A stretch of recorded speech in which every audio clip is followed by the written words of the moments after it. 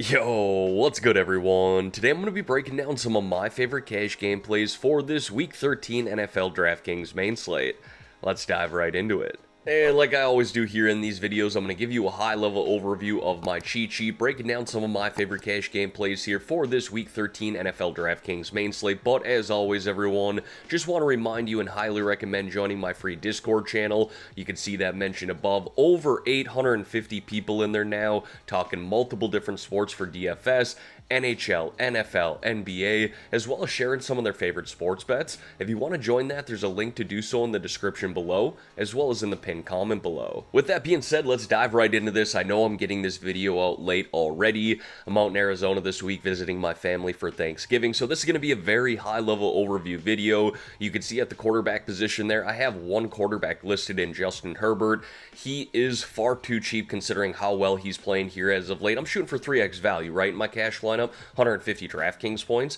That means at this price, we need him to get about 16 DraftKings points for us. He's been throwing the ball like crazy. I like the matchup here against Atlanta, and he's got sneaky rushing upside as well. He's also going to be super popular for cash games this week. So $5,600, like I said, far too cheap. Now, when it comes to the running backs there, I went with Alvin Kamara as my top running back over Joe Mixon. I love both this week. I think the matchup is really good for both.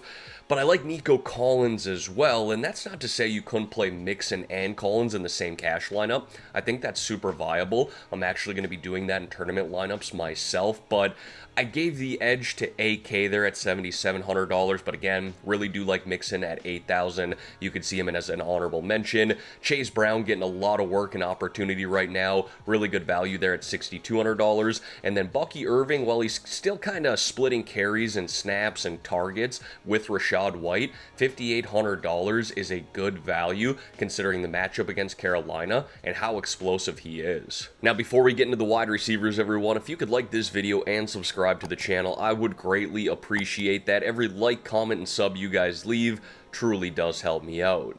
With that being said, let's dive into the wide receivers here. Just name drop Nico Collins. This is a smash matchup, as they like to say, against the Jacksonville Jaguars. He torched this secondary earlier this season. No reason to think he shouldn't do that again here in Week 13. But I really do like Puka Nacua as well, seeing a lot of targets go his way. He's really the first read wide receiver in that Rams offense. I like that game in general between the Saints and Rams this week. Ladd McConkey going back home to his state at Georgia. I like the matchup for him against Atlanta, $6,100. Think he's a fine cash game play. And then Michael Pittman was kind of the value play that stuck out to me in the 5K range. I don't love AR-15 throwing the ball, but I do like this matchup here against New England, so I think he's viable for cash games. And then going to the honorable mentions there, T. Higgins has been awesome when healthy. I think he's in play there at $6,600, seeing a lot of targets and opportunity himself, even though he's the wide receiver 2 in that offense. And then David Moore of the Carolina Panthers was the value play for me this week in the 3K range. Saw 10 targets last week, 6 receptions, and scored a touchdown, getting 20 DraftKings points. Not entirely sure he's going to be the wide receiver 1 in that offense, but he did run the most routes of any wide receiver for Carolina last week. And then when it comes to the tight ends, I didn't love the 3K range this week, but I think the 4K range is tremendously beautiful.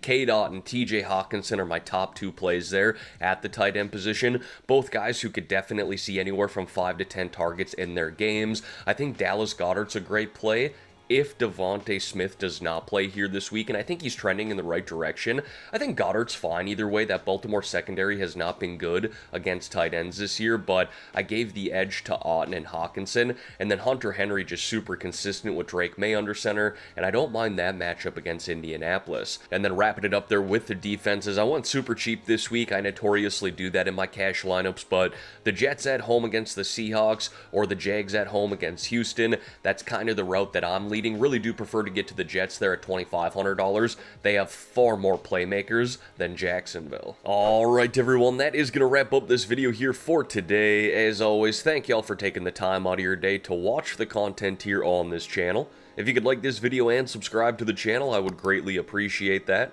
Let's have ourselves a great weekend here, folks, and let's win some money on this Week 13 main slate.